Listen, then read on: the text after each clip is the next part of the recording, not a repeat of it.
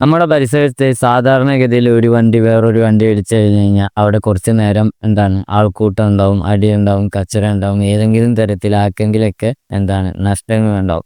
എന്നാൽ ഈ elastic collision എന്ന് പറഞ്ഞു കഴിഞ്ഞാൽ എന്താണെന്നുള്ളത് നിങ്ങൾക്കറിയാം. അതായത് M1 എന്ന് പറയുന്ന ബോഡി U1 വെലോസിറ്റിയിൽ പോകുന്നു, M2 എന്ന് പറയുന്ന ബോഡി U2 വെലോസിറ്റി ഇങ്ങനെ പോയിക്കൊണ്ട് നിൽക്കുമ്പം ഈ ബോഡിയെ വന്നിട്ട് ഇടിക്കുന്നു. M1 എന്ന് പറയുന്ന ബോഡി M2 എന്ന് പറയുന്ന ബോഡി ഇടിച്ച് ഈ ഇതിൽ ഒരു തരത്തിലുള്ള സൗണ്ട് ആയിട്ടോ അല്ലെങ്കിൽ ലൈറ്റ് ആയിട്ടോ വേറെ എന്തെങ്കിലും ആയിട്ടോ എനർജി ലോസ് ഉണ്ടാവുന്നില്ല എന്നുണ്ടെങ്കിൽ ഈ ടൈപ്പ് ഓഫ് കൊളീഷനാണ് നമ്മൾ എന്ത് പറയുന്നത്, ഇലാസ്റ്റിക് കൊളീഷൻ എന്ന് പറയുന്നത്.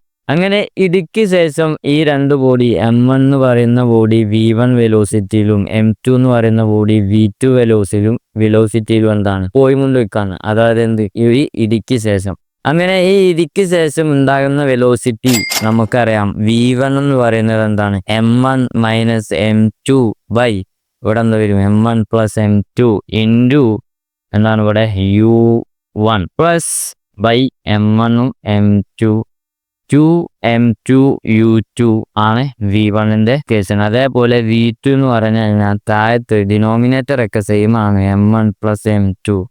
ഇവിടെ ഒന്ന് തലതിരിച്ചിടും, M2 മൈനസ് M1 V2 ആയതുകൊണ്ട് ഇവിടെ U2 പ്ലസ് ബൈ ഇവിടെയും ഡിനോമിനേറ്റർ ഒക്കെ സെയിം ആണ്, 2M2 U2 എന്നുള്ളതിന് പകരം ഇവിടെ 2M1 U1. ഓക്കെ, ഇതാണ് ഈ പറയുന്ന ഇലാസ്റ്റിക് കൊളീഷന് ഒരു തരത്തിലുമുള്ള എനർജി ലോസും ഇല്ലാണ്ട് ഇടി ഉണ്ടാക്കിയതിന് ശേഷം ഇവിടെ ഉണ്ടാവുന്ന ഫൈനൽ വെലോസിറ്റി. അപ്പം നമ്മൾ പഠിക്കാൻ പോകുന്നത് എന്താണെന്ന് വെച്ച് കഴിഞ്ഞാൽ ഈ ഒരു സംഭവം നിങ്ങൾ കണ്ടിട്ടുണ്ടാവും. ഇതിന്റെ പേരാണ് ന്യൂട്ടൺസ് ക്രാഡിൽ. അതായത് ഇവിടെ ഈ കാണുന്ന 4 വോളും 4 വോളും 4 വോളിനും ഒരേ മാസാണ്. ഇതിപ്പോ വരും, ഇയാൾ ഇങ്ങോട്ട് തട്ടുമ്പോൾ ഈ 4 വോളും പോകുന്നാണ് നമ്മൾ വിചാരിക്കുക. പക്ഷെ ലാസ്റ്റ് കാണുന്ന ബോൾ മാത്രമേ ഉണ്ടാവുന്നുള്ളൂ. അങ്ങോട്ട് പോകുന്നു, അങ്ങനെ കളിക്കുന്നുള്ളൂ.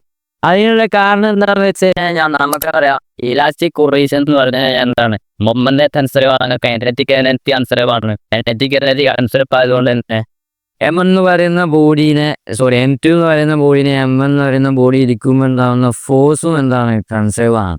സോ ഇവിടെ ഈ മൊമെന്റം കൺസർവ് ആയതുകൊണ്ട് തന്നെ, അതായത് നമ്മൾ കൺസിഡർ ചെയ്യാൻ പോകുന്നത് എന്താണെന്ന് വെച്ച് കഴിഞ്ഞാൽ നേരത്തെ പറഞ്ഞ ഈ ഒരു ഇക്വേഷനിൽ M1 ഈക്വൽ ടു M2, അതായത് ഈ രണ്ട് മാസും സെയിം ആണ്. രണ്ട് മാസും സെയിം ആവുന്ന കണ്ടീഷനാണ് നമ്മൾ എടുക്കാൻ പോകുന്നത്. M1 equal to M2 equal to M ആയിട്ട് കൺസിഡർ ചെയ്യുകയാണെന്നുണ്ടെങ്കിൽ ഇതിക്ക് ശേഷം V1 എന്ന് പറയുന്നത് M1 മൈനസ് M2, ഇത് രണ്ടും സെയിം ആണ് എന്നുണ്ടെങ്കിൽ ഇത് 0 ആവും. അപ്പോൾ ഈ പോർഷൻ 0 ആയി. അത് കഴിഞ്ഞ് 2M2 U2, ഓൾറെഡി നമുക്കറിയാം U2 എന്ന് പറയുന്നത് ഈ ഒരു കേസിൽ രണ്ടാമത്തെ ബോഡി എന്ന് പറയുന്നത് U2 എന്ന് പറയുന്നത് 0 ആണ്. അതുകൊണ്ട് ഇവിടെ 0 ആയി.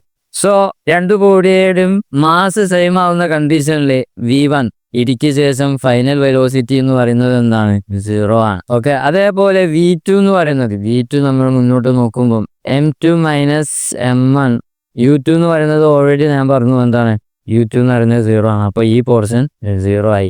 അത് കഴിഞ്ഞ് 2M1 U1 by 2M1 U1 by M1 plus M2. ഇവിടെ ഞാൻ പറഞ്ഞു ഈ M1 എന്ന് പറഞ്ഞാൽ M ഇട്ട് കൊടുക്കുന്നത് 2M U1 by M1 plus M2. ഇവിടെ M1 പ്ലസ് M2 എന്ന് പറയുന്നത് M1 പ്ലസ് M2 എന്ന് പകരം M എന്ന് കൺസിഡർ ചെയ്യുമ്പോൾ 2M എന്ന് പറയും. ഈ എമ്മും വീട്ടിൽ പോകുമ്പം V2 എന്ന് പറയുന്നത് U1ന് ഈക്വലായി. അതായത് ഒരു ബോഡി ഇടിച്ചതിന് ശേഷമുള്ള ഫൈനൽ വെലോസിറ്റി എന്ന് പറയുന്നത് ഇടിക്കുന്നതിന് മുന്നേ ഉണ്ടാകുന്ന ഇനീഷ്യൽ വെലോസിറ്റിക്ക് ഈക്വലാണ്. അതായത് ഇവിടെ നമ്മൾ നോക്കുമ്പോൾ ആദ്യം എന്താണെന്ന് വെലോസിറ്റി, ഫസ്റ്റ് ഈ കയ്യിലുള്ള ബോഡിയുടെ വെലോസിറ്റി രണ്ടാമത്തെ ബോഡിയുടെ വെലോസിറ്റിയിലേക്ക് ട്രാൻസ്ഫർ ചെയ്യാണ് ചെയ്യുന്നത്. അതായത് അതിന് കാരണം ഇലാസ്റ്റിക് കൊളീഷന്റെ കണ്ടീഷനിൽ രണ്ട് ബോഡിയുടെ മാസും ഈക്വൽ ആവുന്ന സന്ദർഭത്തിൽ എന്താണ് മൊമെന്റം കൺസേർവ് ആണ്. മൊമെന്റം കൺസേർവ് ആവുമ്പോൾ ഈ ബോഡീന്റെ വെലോസിറ്റി അങ്ങോട്ട് കൊടുക്കും, അങ്ങനെ മാറിക്കൊടുത്ത് ഏറ്റവും ലാസ്റ്റ് ഏറ്റവും തറ്റത്തെ ഏത് ബോഡിയാണുള്ളത് അത് മാത്രം എന്താണ് മുന്നോട്ട് പോകും. അത് മുന്നോട്ട് പോയി പിന്നെന്താണ് തിരിച്ചു കഴിയുമ്പോൾ ആ ബോഡിയുടെ വെലോസിറ്റി ട്രാൻസ്ഫർ ചെയ്യും. അത് പിന്നെയും എന്താണ് കണ്ടിന്യൂസ് ആയിട്ട് സംഭവിച്ച് മുട്ടിക്കും. ഇതാണ് എന്ത് ഈ പറയുന്നത് ന്യൂട്ടൺസ് ഗ്രാവിറ്റി അല്ലേ.